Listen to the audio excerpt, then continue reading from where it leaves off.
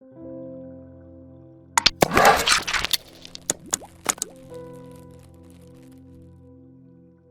paz do Senhor, meus irmãos, nós estamos aí dando início a mais uma escola bíblica dominical online pelo canal TV IADBC, e você aí é o nosso ajudador, aquele que pode estar compartilhando esse vídeo, dando seu like e inscrevendo-se no canal para que esse canal possa alcançar o maior número de pessoas possíveis.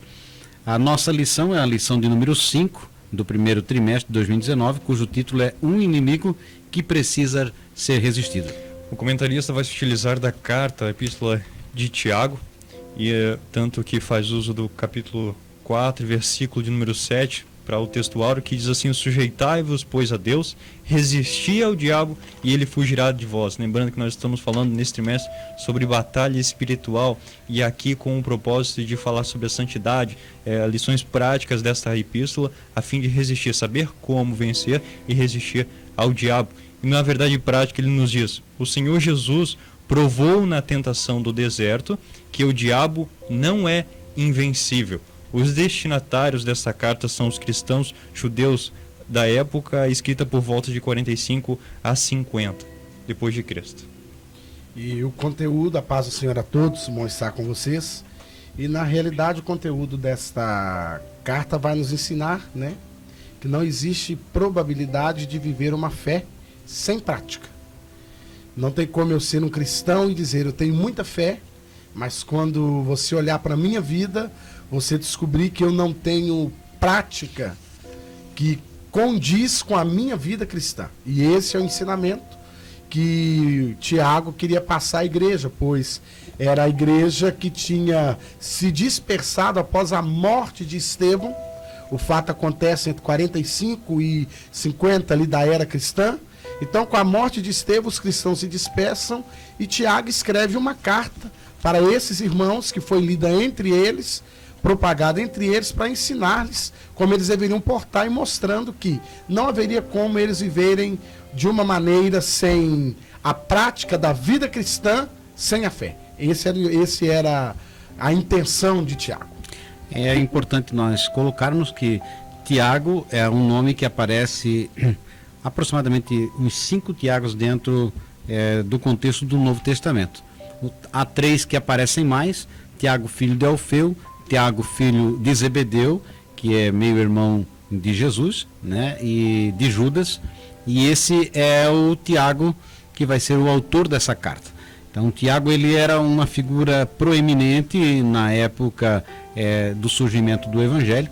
Você vai ver a presença dele no capítulo 15 de Atos dos Apóstolos, quando lá no concílio, o primeiro concílio de Jerusalém, ele é que dá a última palavra. Então, Tiago, ele é o pregador, ele não é o teólogo, ele é aquele que transmite a vida prática. E isso ele vai diferir do apóstolo Paulo, porque Paulo sempre traz um ensinamento baseado mais na fé. E o apóstolo Tiago, ele vai trazer a mensagem para a prática, dizendo, como disse agora o pastor Luciano, justamente isso, que não há possibilidade de você ter uma vida de fé sem que as obras acompanhem. É o caso da justificação do pai Abraão, que teve a sua fé provada levando o seu filho. Quer dizer, a fé sempre é exteriorizada através das nossas obras. Não fizemos obras para mostrar a fé, mas a fé acompanha a vida, a obra acompanha a vida daquele que tem a fé. É importante salientar que os irmãos nessa época estavam sofrendo grande perseguição. Então, aproximadamente ali 45, quando foi escrito, até 50, como disse o diácono irmão Jadson, onde Estevão foi apedrejado e Paulo começa a perseguir a igreja, e eles saem, né, por todo o Império Romano, e havia necessidade de começar a eliminar as heresias que já surgiam dentro do contexto cristão. E além do mais, tinha os irmãos judaizantes, que o evangelho surge com os judeus, e eles tentam introduzir dentro do cristianismo essa mensagem dos judeus para os cristãos, coisa que Tiago vai dizer que não era necessário. E nas últimas lições vem o comentarista trazendo temas de didáticos aqui, de ensino, né? Por exemplo, a natureza dos anjos, a natureza dos demônios, enfim. Agora, nessa lição em específico, ele comenta aqui e traz lições a respeito de como vencer a prática, então, do cristão no seu dia a dia, como resistir e vencer a Satanás, né? Ao diabo, ele cita aqui ao inimigo e ao pecado também, e a fim de alcançar a salvação e vencer essa batalha espiritual. E ao separar, né, a fé das obras, aí ele vai demonstrar que o cristianismo, separando a fé das obras, seria um cristianismo fraco.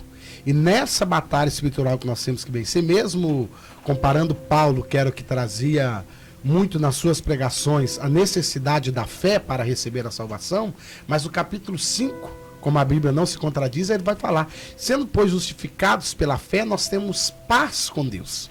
E não há possibilidade de eu ter paz com Deus se a minha vida cristã, a minha prática cristã não for algo que agrade a Deus de maneira constante. Então, para eu ter paz com Deus, a minha vida cristã tem que condizer com aquilo que Deus espera, com aquilo que Deus agrade. E eu só vou conseguir vencer as batalhas espirituais, né? Porque a gente fala a batalha espiritual em si. A batalha espiritual em si, eu só vou conseguir vencer ela se eu conseguir juntar as duas coisas. Eu conseguir juntar a fé genuína em Cristo Jesus.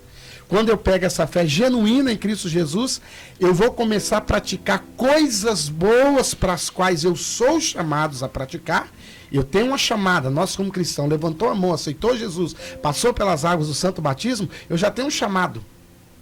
Antes de eu ser chamado para pregar, eu ser chamado para qualquer outra coisa, para qualquer ministério, eu já sou chamado a praticar coisas boas, a fazer coisas boas. E é isso que Tiago ensina a igreja. Vocês estão sofrendo, vocês estão espalhados, ventos de doutrinas estão surgindo, as dificuldades estão aí, mas vocês precisam ter no coração. Vocês vão ter que permanecer com a fé em atividade, mas praticando boas obras. O interessante notar é que aqui a epístola de Tiago, a carta de Tiago, ela é considerada como o Provérbios do Novo Testamento. São 108 versículos, né? E tem aproximadamente 54 mandamentos.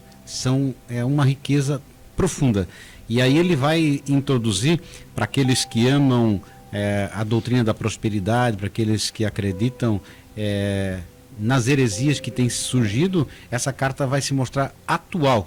Vai dizer que os crentes, apesar de ser cidadão dos céus, mas eles viviam espalhados pelo mundo. Quer dizer, eles foram abalados, por quê? Por causa da sua fé. Enquanto muitos dizem que ser cristão resolve todos os problemas, aqui, quando eles aceitam a Cristo, a vida começa a ter uma perspectiva diferente. Nós vemos que eles estavam passando por extrema pobreza. Havia situação em que os próprios irmãos exploravam, os ricos exploravam os pobres. Então tudo isso está dentro do contexto de uma guerra, de uma batalha, não só contra as hostes espirituais da maldade, mas está também tendo uma guerra interna, uma guerra entre irmãos, e isso nós vamos tratar nessa lição, voltando-se para o capítulo de número 4. Então, no tema da primeira parte, nós aprendemos que a epístola de Tiago é super atual, escrita aproximadamente entre 45 e 50, bem no início da perseguição da igreja. Nós percebemos que o autor, todos atestam que é Tiago, filho de Zebedeu, irmão de Jesus, né?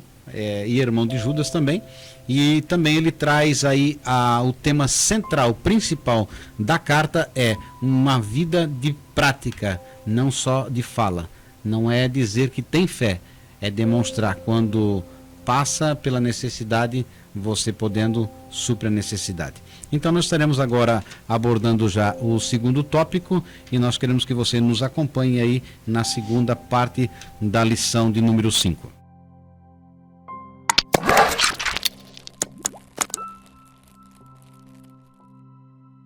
Muito bem, nós estamos aí na segunda etapa, onde vai falar sobre os deleites da vida. E o autor aborda aqui, são 4 subtópicos, onde ele vai estar colocando guerras e pelejas, os deleites, cobiçosos e invejosos, adúlteras e adúlteros.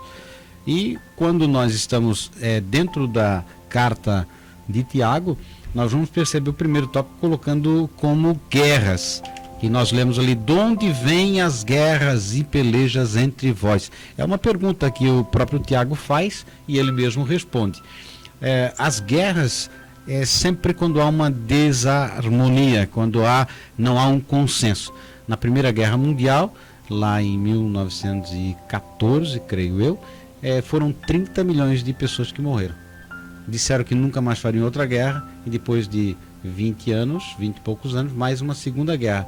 Foram 60 milhões de pessoas.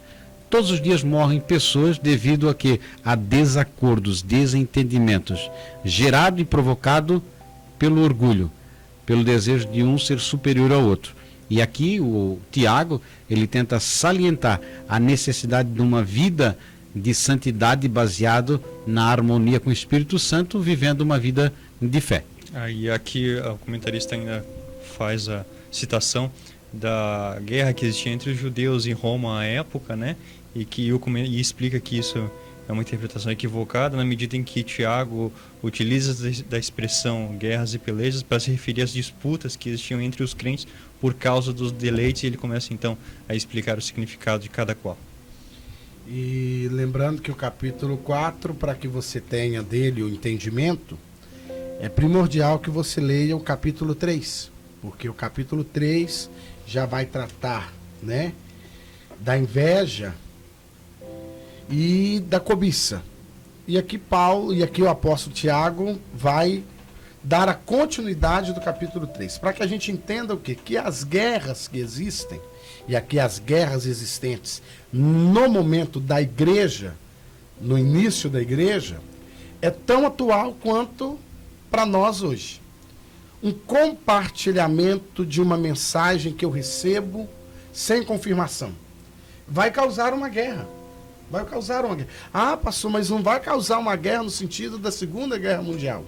Mas desde que há uma desavença, uma discórdia, quantos irmãos hoje, até na congregação ou até na família, já não se falam por causa de um compartilhar de uma mensagem do WhatsApp? Quantos não se falam? E aí Tiago explica de onde é que vem isso. Não é que o inimigo entra, o nosso adversário entra, ele influencia. Ele vem com a influência. Não vamos dizer que ele não aparece aqui na história. Ele vem com a sua influência, mas o restante é por minha conta. Ele me influencia a pensar mal do diácono irmão Jadson. Agora eu vou ter que tomar uma decisão. A decisão é minha. Eu vou continuar pensando? Já é uma decisão. Depois eu tenho a segunda decisão. Se eu continuar pensando, eu vou falar para alguém o que eu pensei? Então as decisões sempre serão minhas. Então Tiago vai mostrar de onde é que vem. Vem de vocês mesmos. Quando ele fala os membros de vocês mesmos, que limitam entre vocês mesmos, vai ser o quê? Vai ser que a minha mente e o meu coração. Mente e coração trabalhando junto aí, eu tenho um coração transformado por Jesus. Eu tenho uma mente que também agora é uma mente de Cristo, mas esse coração que nós falamos aqui, é o nosso sentimento, ainda tem uma influência, ainda recebe uma influência, ele recebe uma influência maligna, mas como eu tenho a mente transformada, renovada por Cristo, eu não vou falar. Então ele vai começar explicando por aí. Aí ele vai falar dos seus próprios deleites, dos nossos próprios desejos. Talvez o meu desejo mostrar que eu sou melhor do que o presbítero irmão Sérgio. Aí já começa uma guerra. Nessa guerra eu tenho que mostrar, eu tenho que fazer alguma coisa. Então Tiago começa a explicar a igreja que se inicia, que essas guerras eram guerras desnecessárias, coisas que eles não precisariam se ater, mas que infelizmente agregado à nossa natureza está essas coisas, e ele vai mostrar o quê? Isso não é algo que é invencível.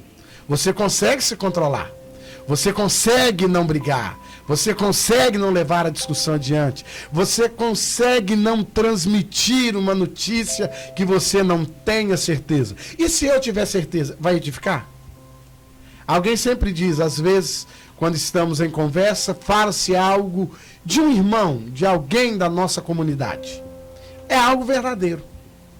Mas compensa eu transmitir? Vai abençoar aquele irmão?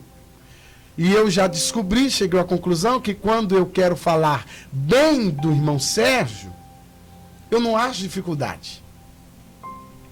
Mas aí eu já nem falo que é coisa boa, então não precisa falar. Mas se é algo que vai denegrir a sua imagem, aí você vê que a pessoa já tem uma facilidade para falar. Vamos ajudar irmão fulano de tal? Aí eu não concordo. Mas por quê, irmão? É porque no passado ele já fez assim, assim, assim, assim. Ô irmão, mas ele está precisando de ajuda agora.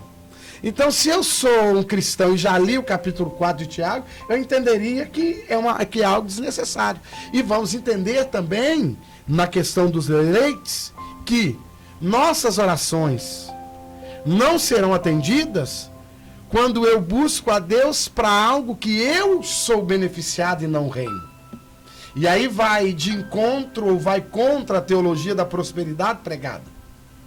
As minhas orações serão sempre ouvidas e atendidas de acordo com Tiago, aqui no capítulo 4, quando é algo que está voltado à vontade de Deus, quando é algo que vai trazer engrandecimento pelo reino, principalmente se lembrando que os irmãos daquele tempo estavam vivendo fases de grande miséria, de grande dificuldade, os irmãos mais ricos aproveitavam dos mais pobres, a ponto de Tiago chegar a dizer no final da epístola, ó, o salário do trabalhador clama. Esse irmãozinho pobre que trabalha para você aí, paga ele direitinho, acerta com ele aí. Então essa era a questão que Tiago estava querendo dizer, que quando eu começo a entrar nessas pelejas, começa a acontecer uma outra situação. Eu começo automaticamente me tornar inimigo de Deus.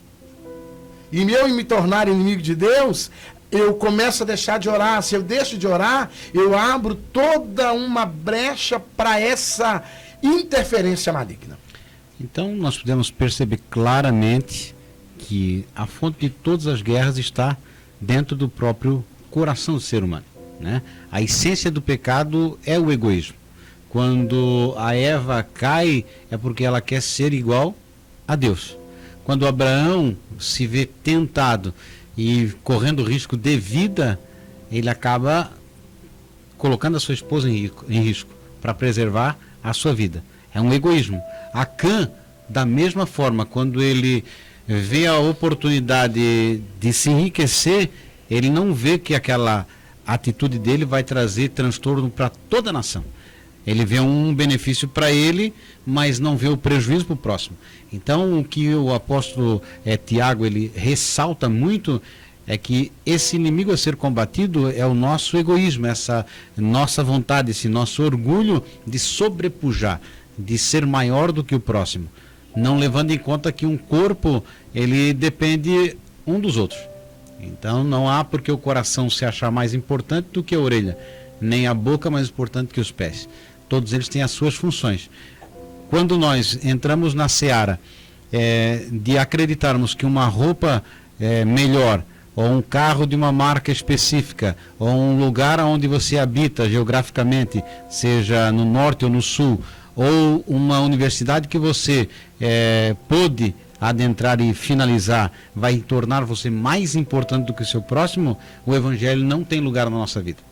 E aí vem justamente essa carta de Tiago dizendo, a peleja de vocês não tem que ser entre vós. Havia primeiro uma guerra do homem contra Deus, uma segunda guerra que era entre as igrejas, no caso não era igreja, mas eram pensamentos judaicos e cristãos, e agora a peleja começava internamente dentre os próprios irmãos.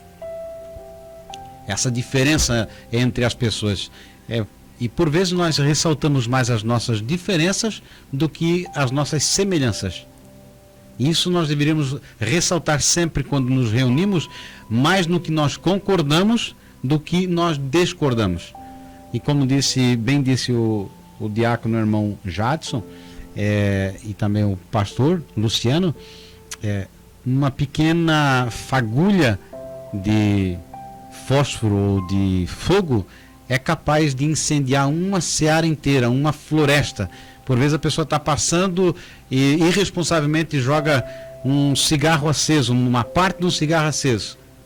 E é o suficiente para destruir toda uma floresta, levando insetos, animais, répteis, árvore, coisas que demoraram centenas de anos, às vezes até milhares de anos, são destruídas por uma atitude irresponsável. Um grande barco, um transatlântico, ele é conduzido pelo timoneiro pelo fato dele direcionar o leme para a esquerda ou para a direita. E aí vem a grande questão da dificuldade, às vezes, de nós segurarmos aquilo que está dentro de nós, que o Tiago vai dizer que é a língua, né? Quem domina a língua domina todo o seu ser. Porque, por vezes, você, como disse o Luciano, é verdade, mas não edifica. E às vezes não é verdade. E eu não confiro. E eu passo para frente. E às vezes, por exemplo, eu não sou muito partidário de A ou B. Então, para mim me tornar um pouquinho melhor do que A ou B, eu diminuo o A e o B e eu passo a parecer maior. Eu continuo no mesmo nível, mas eles diminuíram. E aí parece que eu sou maior. Lembrando que nós estamos estudando sobre batalha espiritual e desde o início já se falou aqui que nós temos dois inimigos. Um inimigo externo, que seria Satanás e seus anjos, e também um inimigo interno. E Tiago vai falar e escreve isso no seu capítulo número 1, versículo 13 até o versículo 15, que nos diz assim: ninguém sendo tentado diga, de Deus sou tentado, porque Deus não pode ser tentado pelo mal, e a ninguém tenta. Mas cada um é tentado quando atraído e engoldado pela sua própria concupiscência. Depois, havendo a concupiscência concebido, dá luz ao pecado, e o pecado sendo consumado gera a morte. Então nós enfrentamos no ambiente externo o inimigo, Satanás e os seus anjos, e também dentro de nós mesmos ainda um outro inimigo a fim de vencer essa batalha que todos nós enfrentamos. E é interessante que o segundo tópico aí sobre cobiçosos e invejosos algo, irmãos, que se tornou tão normal, eu cobiçar e eu invejar, que eu começo a ter isso como uma prática comum. E Tiago aqui vai ensinar a igreja que vocês cobiçam e nada têm, matam e sentem inveja. Quando o Tiago está falando aqui, esse é o contexto, não era nem a questão de você cometer um homicídio, mas a minha palavra a respeito de alguém, eu posso matar essa pessoa. Quantos hoje, por uma palavra, não voltaram mais para a igreja? Quantos ministérios hoje foram exterminados, ministérios que estavam no auge, mas por uma palavra foram mortos? Então, é por isso que se mata, invejar. Irmão, se eu como cristão preciso entender, e Jesus já deixou bem explicado naquela questão, quando a mulher chega, unge os pés de Jesus, Judas logo faz uma cobrança, né? Senhor, não seria melhor que a gente vendesse aí esse perfume e ajudasse os pobres? E Jesus já dá uma explicação que é muito difícil para a gente compreender, porque é normal do ser humano querer melhorar e ser até melhor do que o outro. Mas Jesus ali, irmãos, já dá uma palavra, sabe de uma coisa? Os pobres, os necessitados, eles vocês sempre vão ter no meio de vós. Agora, a mim não tem de sempre. Então, no meio da nossa comunidade, às vezes tem irmãos sofrendo com a inveja. Eu precisava ter aquela casa, eu precisava ter aquele carro, eu precisava pregar como fulano de tal, eu precisava dar uma aula como fulano de tal. Olha, irmãos, eu melhorar é bom para mim, mas nunca procurar essa melhora a ponto de que essa melhora seja para eu mostrar para o presbítero, irmão Célio, que eu estou melhor. E aí Tiago me ensina que não é assim que funciona. E essa cobiça, essa inveja, ela vai fazer algo que na batalha espiritual vai me prejudicar. Ela vai me afastar de Deus. Que a partir do momento que eu começo a ser alguém que cobiça, a ser alguém que inveja, eu começo a ser alguém que não ora. Aí eu vou começar a lutar com as minhas próprias forças, eu vou começar a lutar pelos meus próprios meios, sem contar com a ajuda de Deus, e sem também reconhecer que para cada um de nós, você que me ouve, concordando ou não, para cada um de nós Deus tem algo já preparado. José foi levantado governador do Egito. Mas Jacó, quando chegou em Canaã, era só pai do governador e cumpriu-se o sonho de José, que a lua e o sol se dobravam diante dele. E o que foi importante ali? O importante não era a questão ali do sonho se cumprir, o importante era que estava todo mundo livre da fome. E nós, às vezes, por vezes, não entendemos e às vezes temos as nossas pelejas, as nossas cobiças, as nossas invejas, por não entendermos, não. Está tão bom o lugar que Deus me colocou. Tá bom assim, se Deus me deu essa casa mais simples, tá bom assim, porque alguém tá debaixo do viaduto porque não conseguiu essa casa simples. Eu tenho um carrinho mais velho, mas tem alguém andando de 11 de bicicleta, com vontade de ter o carrinho mais velho que eu tenho. E é isso que Tiago queria ensinar à igreja, e essa carta se torna tão atual e vem contra essa teologia aí da prosperidade, nesse ponto aí. Nós temos que se contentar. Ele fala aqui, vocês têm que contentar com o que tendes. Vocês oram e recebem, vocês oram e não recebem, porque vocês pedem mal, vocês pedem para crescer, vocês pedem para ficar melhor do que os outros, e aí Deus não está no meio dessas coisas. Nós temos aí a prática da lei de Deus, quando ele se utiliza do 10º e último mandamento, que é não cobiçarás, né? Por meio desse mandamento, nós temos aí o conhecimento da malignidade do nosso coração.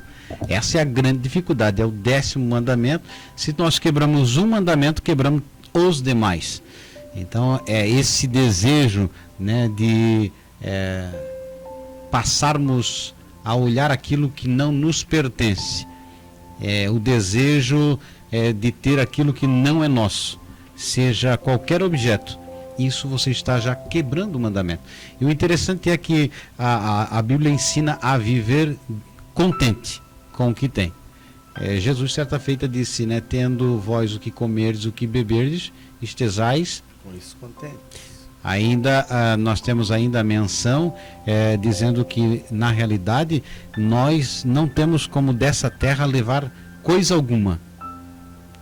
E aí tem uma passagem que vai dizer que um rico havia adquirido muitas coisas e a sua alma ficou sobrecarregada. Disse, agora eu vou destruir os celeiros antigos, fazer novos, e aí eu vou dizer para minha alma, come e bebe, porque tens fartura para muitos anos. É justamente esse sentimento egoísta. Enquanto nós temos demais, alguém tem de menos. Sempre será assim. Você pode ter certeza, se nós estamos bem, alguém não está tão bem. Então Jesus sempre ensinou que nós deveríamos ter esse cuidado com o nosso próximo. É o caso de os que passaram ao redor daquele que estava caído no caminho.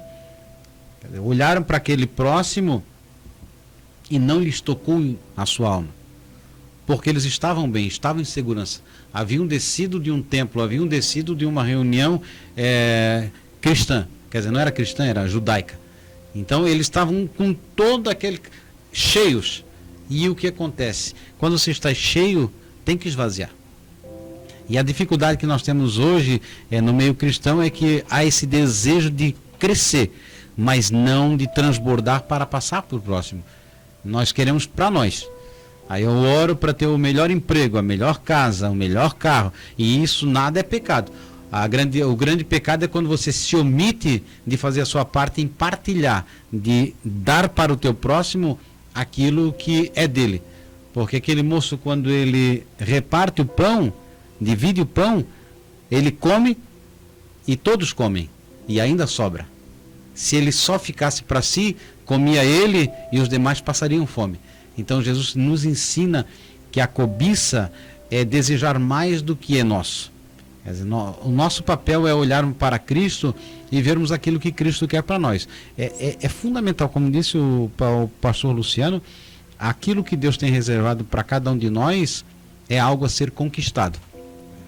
E dentro da versão bíblica que nós assembleanos normalmente carregamos, né, Almeida Revista e Corrigida, o comentarista vai dizer que se omite nessa tradução bíblica a expressão matam, a cobiça ali gera a morte quando há inveja. E adentrando no assunto ainda adúlteros, a menção aqui não é apenas a infidelidade conjugal, mas a infidelidade do povo com relação a Deus. Isso nós podemos tratar ainda.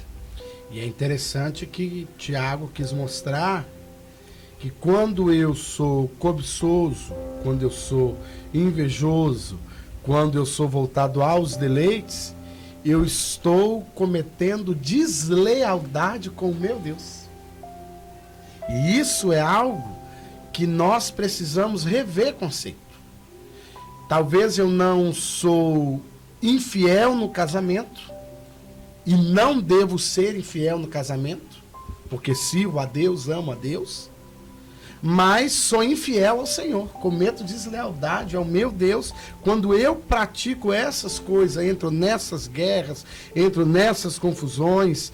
E é interessante que do lado espiritual, de maneira espiritual, Tiago estava ensinando que por várias vezes a nação de Israel tinha adulterado contra o Senhor, tinha sido desleal.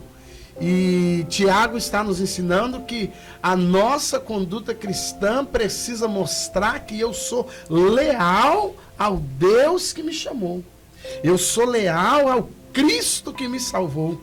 É isso que Tiago está ensinando à igreja, e é isso que Tiago está nos ensinando para nós como igreja. Ele ensinou aquela igreja e tornou-se uma epístola assim, universal. Provérbios seria comparado a Provérbios do Novo Testamento, nos ensinando, porque aqui é mandamento. Aqui é mandamento. O livro de Tiago, diferente dos outros livros do Novo Testamento, aqui ele traz mandamentos, nos ensinando aqui que nós não podemos ser desleais ao Senhor. Se Cristo mora em mim, se o Evangelho eu aceitei, porque quando eu aceito o Evangelho, eu não aceito as coisas boas que o Evangelho me traz, mas eu aceito a mudança de caráter que o Evangelho me traz. E quando Zaqueu recebe Jesus em casa, a Bíblia diz que ele recebe Jesus com alegria, mas ali o que mais me chama a atenção no texto é quando Jesus não conversa com Zaqueu. Jesus não tem uma conversa franca sobre o assunto com Zaqueu, mas quando Zaqueu recebe Jesus, ele recebe a mensagem de Jesus, o ensinamento de Jesus. Zaqueu recebe diferente de outros que Zaqueu chega a dizer, diferente do jovem rico, que disse, não, eu conheço a lei, conheço os mandamentos, sou obediente. Mas Zaqueu recebe Jesus, e ele não recebe só a pessoa de Jesus. Ele recebe o ensinamento de Jesus quando ele diz, Senhor, se eu, de alguma maneira, tenho roubado alguém.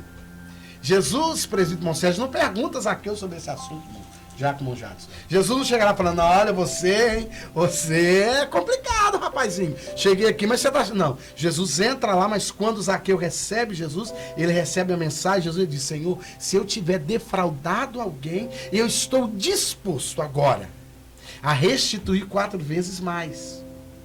Então tem momentos, irmãos, que nós precisamos fazer uma introspectiva. Eu aceitei o Evangelho e aceitei a mudança que o Evangelho me propõe, ou eu aceitei o Evangelho porque Jesus cura as minhas enfermidades, ou eu aceitei o Evangelho porque Jesus pode abrir uma porta para mim, eu aceitei o Evangelho porque Jesus pode me proporcionar paz. Eu não posso aceitar Jesus só por causa disso. Eu preciso aceitar Jesus para que eu seja, para que me proporcione, melhor dizendo, uma mudança de caráter. E é isso que Tiago está dizendo. Se você aceitar o Evangelho, praticar a fé, mas não houver uma mudança no seu caráter, não vai adiantar a fé que você tem. Então, a raiz de toda rebelião, né, de toda guerra contra Deus, é a rebelião do ser humano contra o próprio Criador. E nós percebemos que essa guerra é proveniente justamente desse adultério. Quer dizer, o que é adulterar? É tornar aquilo que é original diferente do que era. Você pega, por exemplo, uma gasolina. Ela é original, é tirada uma quantidade de álcool. E para eles ganharem um lucro maior, eles adulteram, eles colocam outro líquido.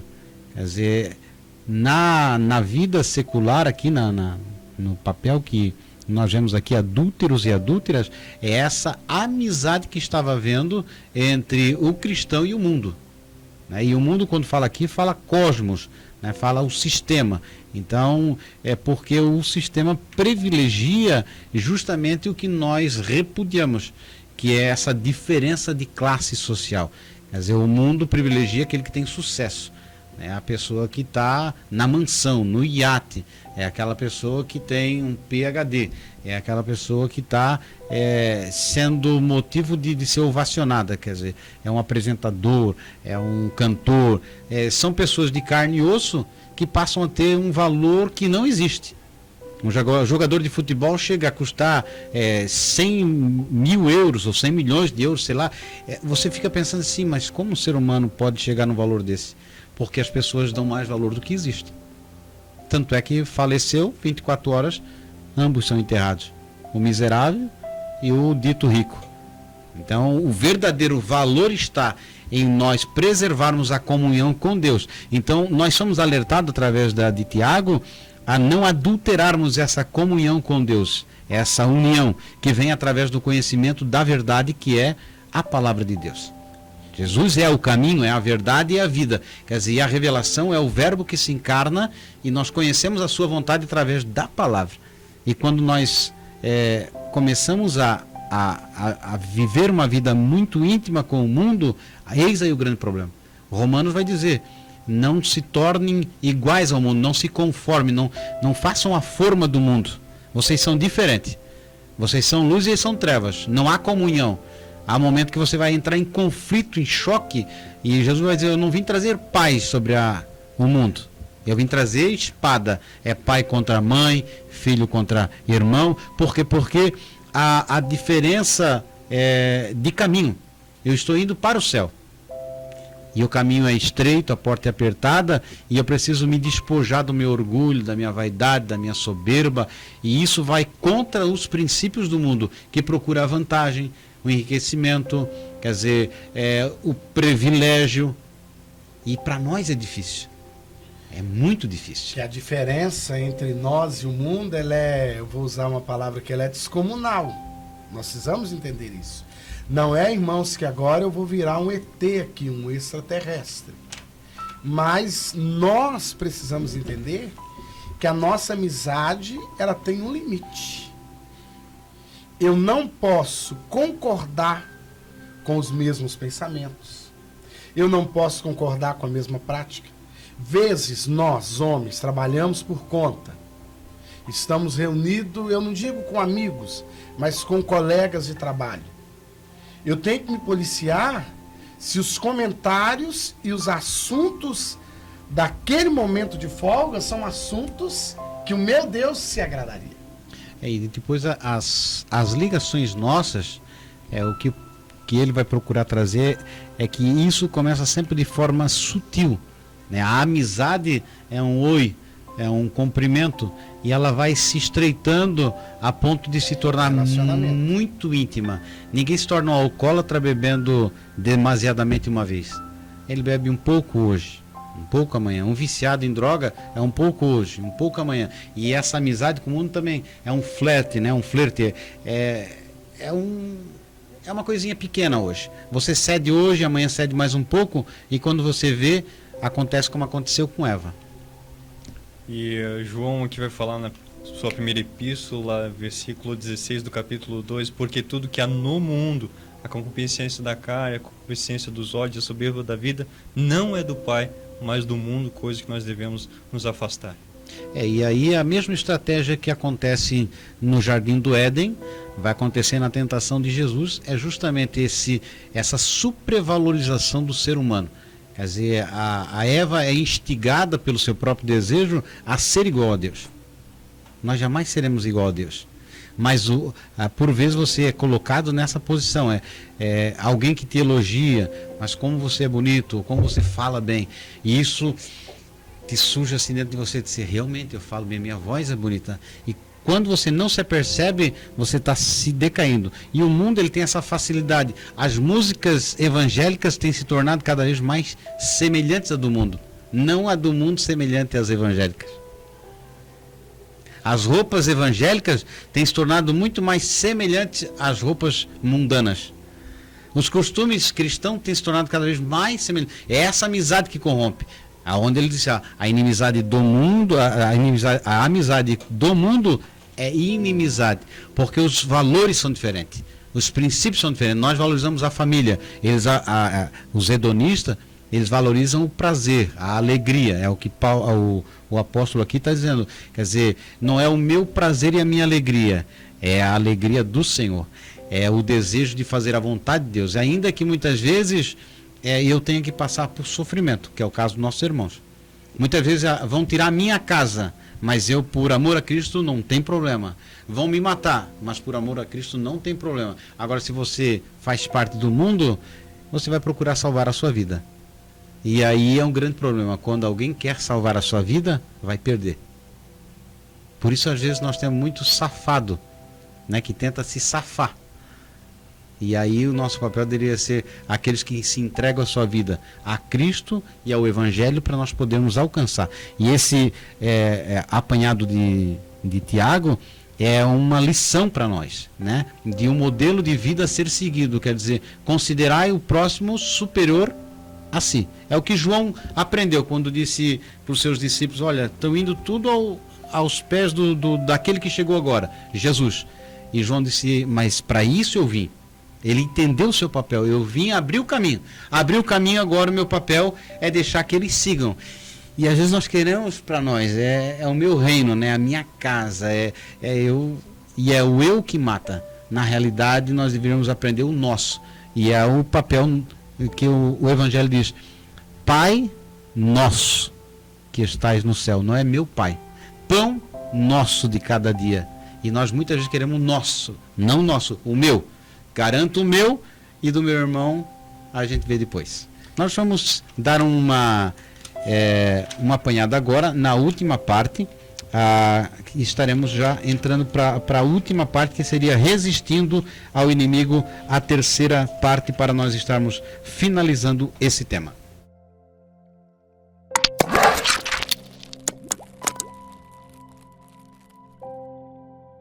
Estamos então finalizando a lição com o terceiro ponto, resistindo ao inimigo.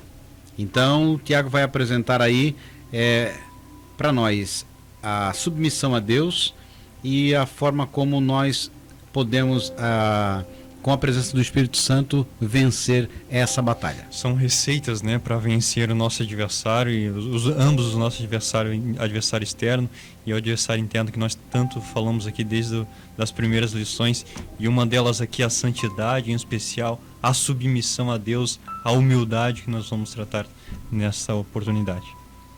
E a submissão a Deus, irmãos, nesse contexto aqui, é você ser totalmente dependente de Deus. Quando eu sou totalmente dependente de Deus, aí eu vou me lembrar de N personagens bíblicos. Abraão recebeu uma promessa, mas aos 75 ele recebe a promessa, mas o filho da promessa nasce 25 anos depois, quando ele já estava com 100 anos. Então o que eu preciso entender, que na minha dependência de Deus, as coisas não são rápidas como eu quero. Deus não faz da maneira que eu quero, porque a maneira de Deus trabalhar é diferente. Quando eu me submeto a Deus, eu sou submisso, eu me submeto à sua vontade. Então, eu visto como eu quero, que eu preciso pensar nisso. Eu penso como Ele quer. Eu preciso entender, Jesus entraria comigo naquele lugar? Ele vai comigo? Na hora que eu faço lá o meu joguinho da Mega Sena, Jesus me dá uma orientação qual número eu vou marcar? São coisas a se pensar. Eu vou lá numa boate, alguém fala, não, mas agora tem uma balada evangélica, né? Que a gente vai lá e só ouve um hino, louvores com remixado, que fala, né? Eu vou lá e será que eu não estou tentando relembrar uma prática que eu tinha no mundo e para mim, de repente, conseguir conviver com o Evangelho? Então, se eu me submeto ao Senhor Jesus, para eu vencer na batalha espiritual, eu me submeto a Ele como dependente dele, completamente dependente, mas eu me submeto também na questão de ser completamente obediente. Paulo vai ensinar o quê? Não sou mais eu quem vivo. Mas eu não morri, mas como é que eu não vivo? Não sou mais eu quem vivo, mas é Cristo que vive em mim.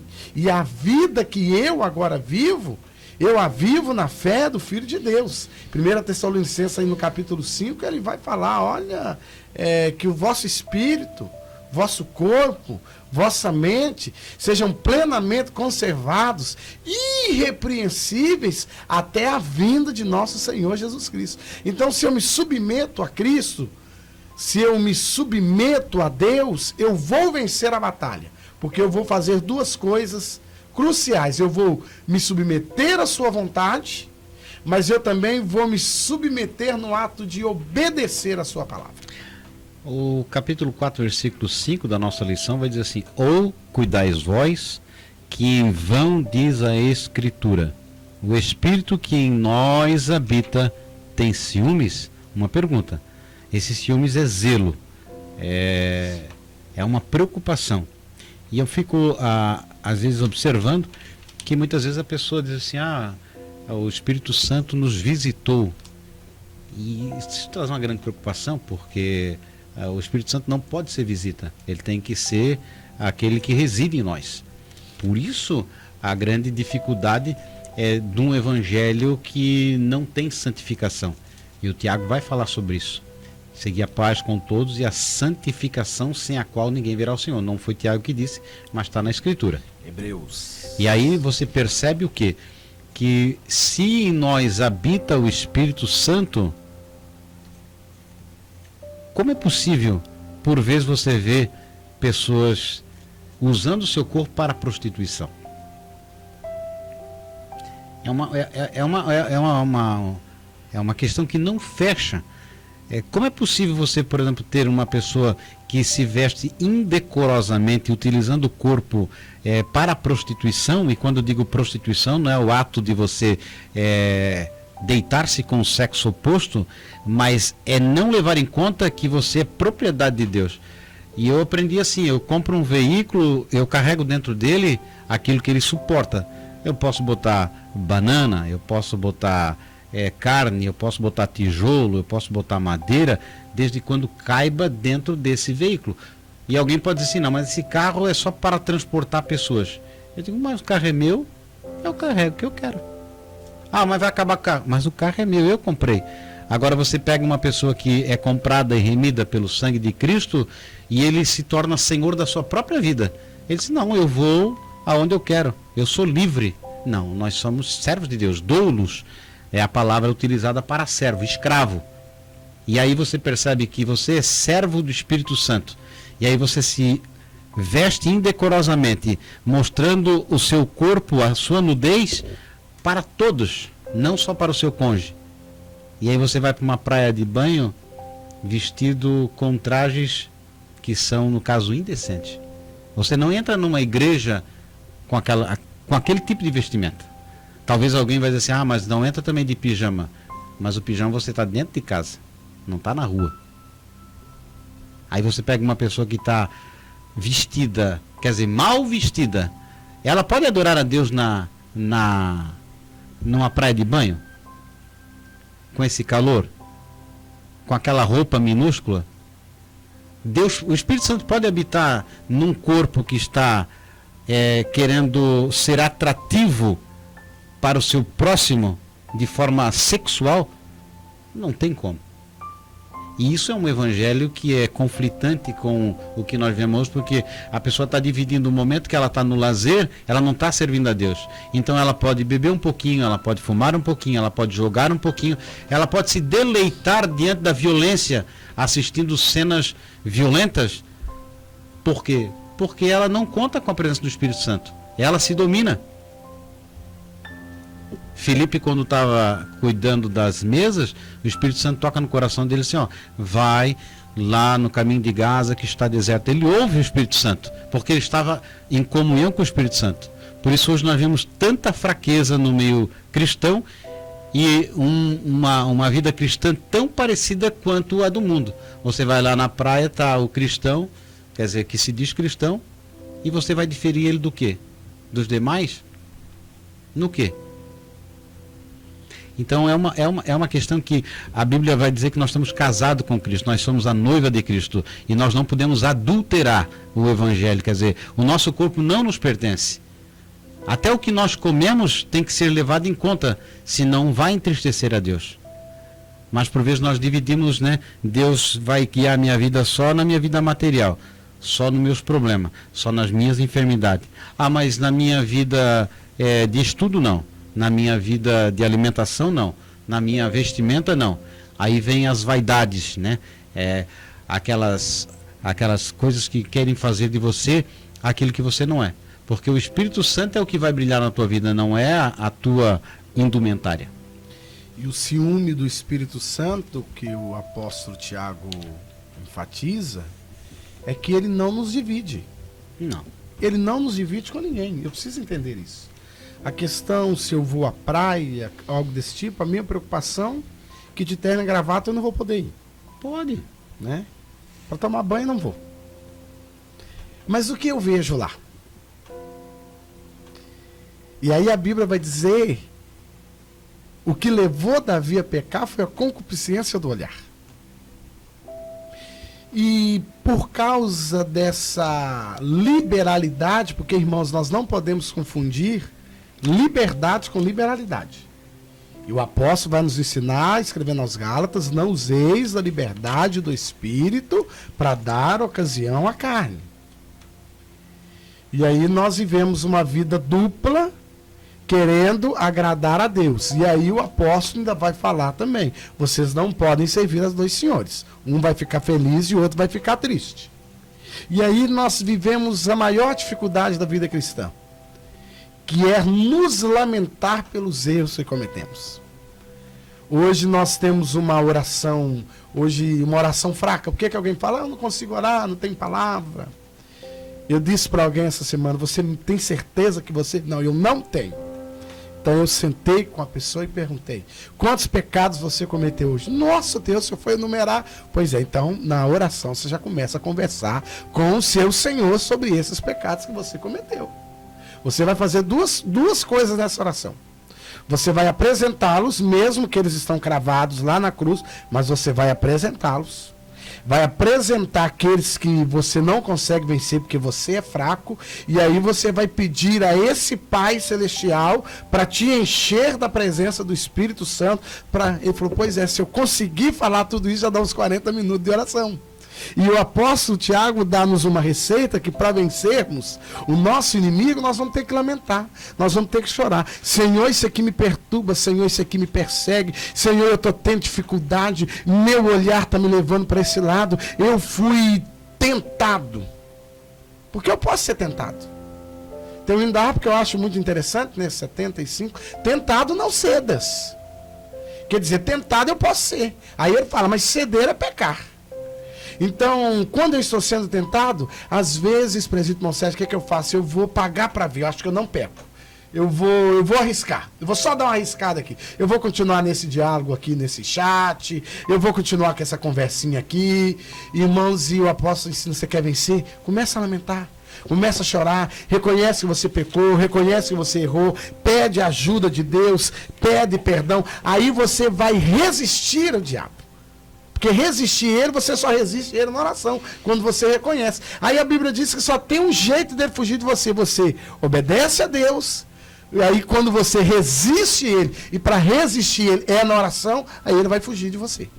E não é sem sentido que o comentarista vai tratar aqui sobre santidade logo após falar sobre possessão demoníacos, já que há distinção aqui, e nós mencionamos sobre isso, se um crente pode ser possesso ou não. Aqui se cobra, então, de uma pessoa para fim de evitar o mal e de dar permissão ao diabo, que ele busque a santidade. O crente inclusive o demônio isso nos diz a Escritura, e estremecem, né? Aqui o crente, então, para ser livre, liberto e vencer a batalha espiritual, além disso, ele tem que ser submisso a Deus, buscar a santidade. Uma qualidade do crente, do servo como um todo, né? Ele ser humilde, ser santo, a fim de vencer essa peleja. E para finalizar, o termo submissão é estar sobre a ordem de alguém, né? Se você é submisso a alguém, isso quer dizer você responde a alguém. Então, antes de praticar qualquer coisa, você não é dono de si. E o que nós percebemos é que, por vezes, Deus é só chamado na hora do desespero, na hora da agonia, na hora do não tenho como fazer. Então a pessoa se desespera porque o casamento está terminando, o filho está indo para a droga, a enfermidade chegou, o emprego faltou, e aí Deus serve.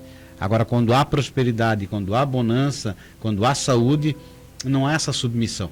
E a submissão não quer dizer que você não possa fazer nada, mas é sempre a presença do Espírito Santo que constrange o indivíduo a pensar. Quer dizer, se o Espírito Santo se afasta de nós, não há convencimento de pecado. Por isso muitas pessoas dizem, mas eu não sinto pecado quando eu faço isso. Porque o Espírito Santo se afastou. Quer dizer, quando o Espírito não convence mais a pessoa, está cauterizadamente, ele pode fazer o que for. Ele vai mentir, se acostuma, ele vai roubar, ele se acostuma, ele vai vender um carro, vai adulterar o odômetro, vai dizer que tem 30 mil quilômetros, mas está com 120, ele vai, no caso, faltar o trabalho e dizer que estava doente. Então passa a ser comum, porque como ele não é pego de primeiro, não foi para a cadeia, então ele vai fazendo as coisas erradas. Mas a submissão a Deus é saber que há um Deus que habita no céu, mas que mora no nosso coração e deixou o Espírito Santo para iluminar a nossa vida. Portanto, você que nos ouve, tenha sempre claro que o verdadeiro evangelho é aquele que transforma, é aquele que liberta, é aquele que muda o ser humano. A Bíblia não foi feita para nós aprendermos algo mais, mas para praticarmos. É o que o Tiago diz. Vocês falam que são cristãos, mas os irmãos de vocês estão morrendo de fome. Falam que estão cristãos, mas não pagam o salário deles. Vocês dizem que são cristãos, mas estão brigando entre vós. Então, se a sua conduta é igual ou semelhante à do mundo, reveja o seu conceito de cristão. Se você não consegue amar a palavra, há algo de errado. Se você não consegue orar, há algo de errado. Oração não é ministério, é vida com Deus. Quer dizer, eu converso com a minha esposa, com os meus amigos, e não é trabalhoso. Por que não posso conversar com Deus? Então que você possa estar nessa lição aprendendo a carta de Tiago. São 5 capítulos, leia eles todos e estude, tem bons comentários, boas literaturas que trazem também algum ensinamento. No nosso blog você tem também alguns comentários que foram escritos pelos nossos irmãos e você pode estar também aprendendo algo mais sobre essa lição. Nós agradecemos a sua sintonia e queremos já deixar o convite para que na semana que vem, com a lição de número 6, estejamos novamente juntos. Fiquem todos na paz do Senhor.